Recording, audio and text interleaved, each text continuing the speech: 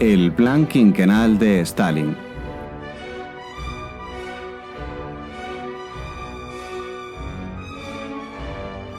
Consistió en una serie de proyectos internacionales centralizados para la economía de la URSS. Se dieron en total 13 planes, pero varios de ellos fracasaron.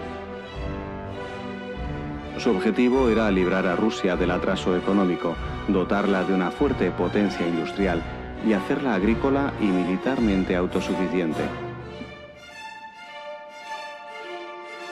El 13º y último se desarrolló en 1991 y solo duró un año por la disolución de la Unión Soviética.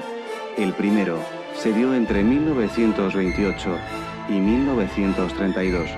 Su objetivo era levantar la industria pesada de la URSS. En 1928, año en el que se empezó el plan quinquenal de Stalin, fue rodado Octubre, de Sergei Eisenstein.